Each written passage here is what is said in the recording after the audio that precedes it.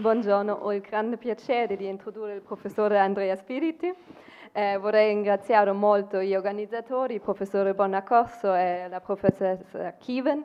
Sono molto lieta adesso di poter parlare all'Accademia di San Luca.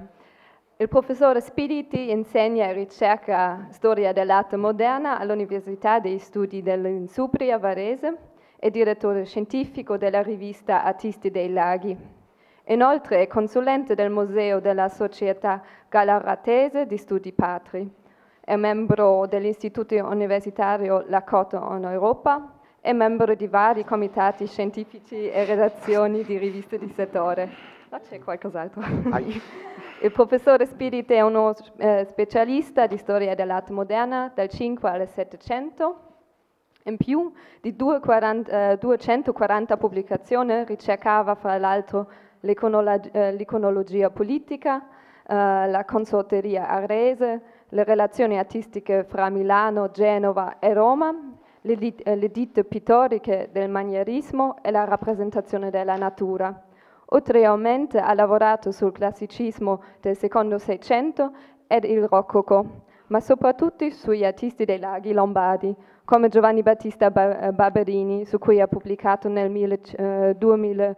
2005 un'ampia monografia. Sono molto lieta di dare adesso la parola al professore Spiriti che coordina la prima sezione del convegno.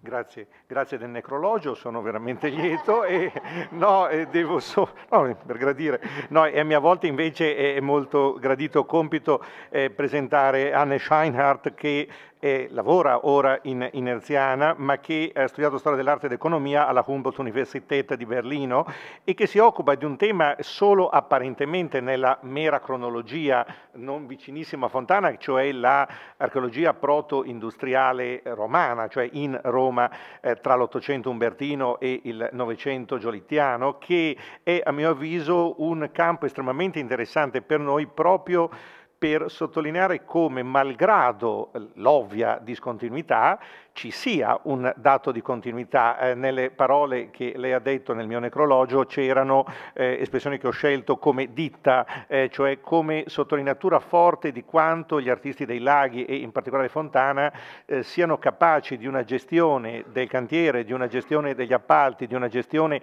del loro stesso modo di concepirsi come operatori sul territorio che ha senza nessuna forzatura molto in comune con criteri di una modernità molto più appunto recente da un punto di vista meramente cronologico, quale quella che l'amica Scheinhardt persegue nei suoi, ci auguriamo, numerosi futuri studi.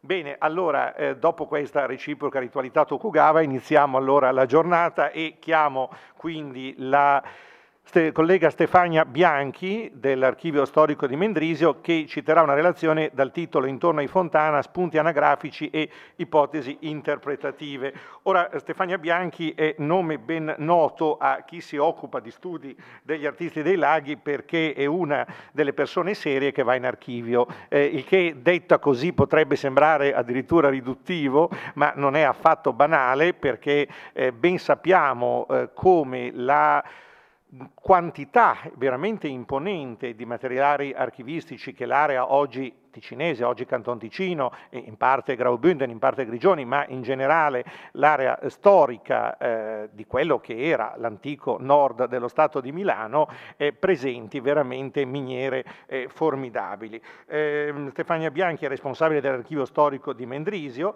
e ha lavorato parecchio proprio su questo grande nesso tra la presenza, spesso appunto ben documentata, di operazioni architettoniche ed artistiche e dall'altro però anche le complesse dinamiche socio-economiche, demografiche, antropologiche e quant'altro che hanno determinato tutto questo. E lo ricordo perché una famiglia dell'articolazione e spesso ahimè delle omonimie per ovvie ragioni come i Fontana, dove prendere il nome del nonno vuol dire ereditarne parte dell'allure, evidentemente implica il rigore e la sagacia di un archivista. Diciamo subito, essendo la prima che le tocca la sventura di sentirsi ricordare che le relazioni sono di 18-20 minuti, noi abbiamo segnali minacciosi vari per indurre a cessare in modo anche violento se necessario. Prego, allora a lei la parola.